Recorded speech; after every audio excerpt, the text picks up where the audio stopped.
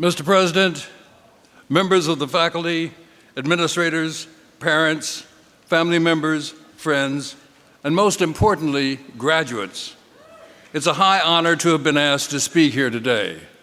I'm so happy that my hosting Saturday Night Live was mentioned because you may be too young to know that it used to be a comedy show. Now,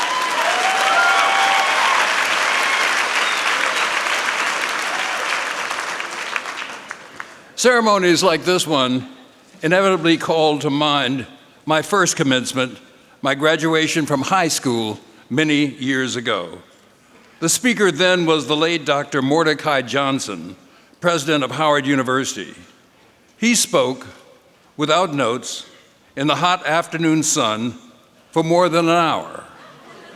As I listened, I thought, someday I'll get a chance to do that. Luckily for you, this isn't it. It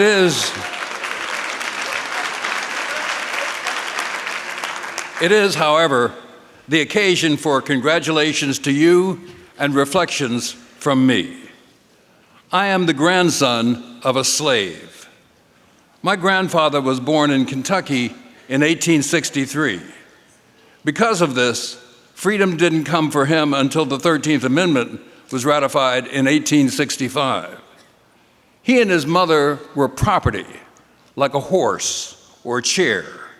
As a young girl, she had been given away as a wedding present to a new bride.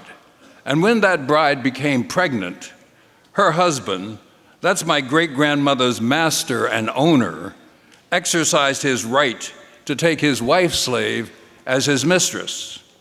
That union produced two children, one of them my grandfather. Your presence here today attests to the value you place on education and your willingness to make sacrifices to obtain it. The same was true for my grandfather. At age 15, barely able to read or write, he hitched his tuition, a steer, to a rope and walked 100 miles across Kentucky to Wagner College, and the college took him in. When he graduated from Berea 13 years later, the college asked him to deliver the commencement address. He said then, "The pessimist from his corner looks out on the world of wickedness and sin, and blinded by all that is good or hopeful in the condition and the progress of the human race, bewails the present state of affairs and predicts woeful things for the future. In every cloud he beholds a destructive storm, in every flash of lightning an omen of evil, and in every shadow that falls across his path a lurking foe. He forgets that the clouds also bring life and hope, that lightning purifies the atmosphere, that shadow and darkness prepare for sunshine and growth, and that hardships and adversity nerve the race as the individual for greater efforts and grander victories." Greater efforts and grander victories. That was the promise the generation born in slavery made a century and a half ago. That was the promise made by the generation that won the Great World War for democracy 7 decades ago. That was the promise made by those who brought democracy to America's darkest corners 5 decades ago. And that is the promise you must seek to honor as you leave these ceremonies and enter the world beyond. When the Supreme Court outlawed segregation in 1954, in a case called Brown versus the Board of Education, a vast army of nonviolent protesters rose up to challenge segregation's morality as well. Students like you began embracing jail without bail when they sat down to stand up for their rights. They attacked segregated interstate travel with their bodies and segregated ballot boxes across the South as well. Through this period, the federal government helped only reluctantly, and then only when white property or people seemed at risk. State and local governments worked in active concert with white terrorists, and the movement had few allies. But from the first, it was a people's movement, made up of ordinary women and ordinary men. The cumulative acts of their passive resistance became our modern democracy's finest hour. This year, we celebrate the 50th anniversary of the Civil Rights Act of 1964. The year before, in June of 1963, President John F. Kennedy spoke to the nation about his plans for a comprehensive civil rights bill. He said, "This nation, for all its hopes and its boast, will not be fully free until all its citizens are free." President Kennedy, of course, would not live to see his bill through Congress.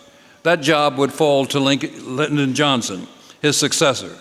Johnson was more than up to the task. When told by his advisors that he should not lay the prestige of the presidency on the line over civil rights, Johnson said, "What's it for if not to be laid on the line?" His strategy was simple: no compromise. It would be a fight to total victory or total defeat, without appeasement or attrition, he wrote. It was total victory. Discrimination on the basis of race, color, religion, or national origin henceforth would be prohibited in places of public accommodation and in any program receiving federal funds. Discrimination on the basis of race, color, religion, national origin, or sex was prohibited in employment. Most of those who made this movement were not famous.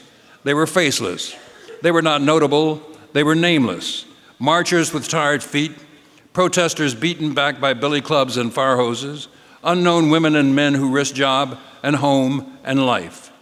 50 years ago next month, 3 civil rights workers, 2 from New York City, went missing in Mississippi. As authorities searched Mississippi's rivers and swamps for the bodies of Andrew Goodman, James Chaney, and Mickey Schwerner, 8 other bodies were found of disappeared black men, including 1 headless torso and 1 body cut in half. The remains of the civil rights workers were found on August 4th, 1964. Goodman was 20 years old, Schwerner 24, and Chaney 21. As we honor you graduates today for what you have achieved, so should you honor them for what they achieved for you. They helped you learn how to be free. They gave you the freedom to enter the larger world protected from the worst abuses. If you are black or female or gay, their struggles prevent your race or gender or sexual orientation from being the arbitrary handicap today that it was then. If you belong to an ethnic minority, or if you're disabled, your ethnicity or disability cannot now be used to discriminate against you as it was then. If you're Catholic or Muslim or Jewish, your faith cannot be an impediment to your success. And as you grow older, because of what they did then, you will be more able to work as long as you're able. Your job, your responsibility, is to make these protections more secure, to expand them for your generation and those who will follow you. Our future as a nation depends on our willingness to continue to reach into the racial cleavage that defines American society and to change the racial contours of our world. In 1954, the federal government's brief in Brown argued that school desegregation was a Cold War imperative, a necessary weapon to win America's battles overseas. Current events give us the same imperative, to prove to friend and foe alike that our commitment to justice is real. Wherever you may go from here, if there are hungry minds or hungry bodies nearby, you can feed them. If there are precincts of the powerless poor nearby, you can organize them. If there is racial or ethnic injustice, you can attack and destroy it. By this ritual today, you're about to be officially enrolled in an elite within our nation, the community of educated women and men. As you go forward from this place, we hope that you will do well, but we also hope that you will do good. You must place interest in principle above interest on principle. An early attempt at ending literacy in the South developed a slogan that became their method: each one teach one until all could read. Perhaps your slogan ought to be each one reach one. Each one reach one until all are registered in voting. Each one reach one until all are productive citizens of our world. Each one teach one until the weak and strong and the sick are healed. Each one reach one until your problem is mine, until mine is yours. Just as it's not enough to do evil, it's not enough just to do good. It may be helpful to think about your task in this way. 2 men are sitting by the river, and they see, to their great shock, a helpless baby floating by. They rescue the child, and to their horror, another baby comes floating down the stream. When that child is pulled to safety, another baby comes along.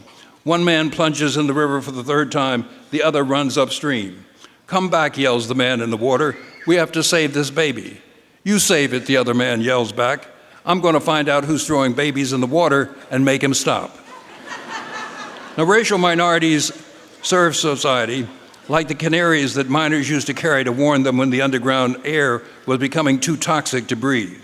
But too many people now today want to put gas masks on the canaries instead of eliminating the poison in the air. Too many want to put life preservers on the babies instead of stopping them from being thrown into a treacherous, dangerous stream. As you aspire to greater efforts and grander victories, you must be prepared to offer not just love, but justice. Not gas masks, but pure air. Not life preservers, but an end to throwing babies away.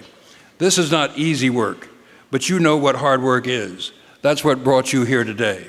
I urge you to continue to be and do your best, and to apply your talents not just to bettering yourselves, not just to doing social service, but also to bringing social justice.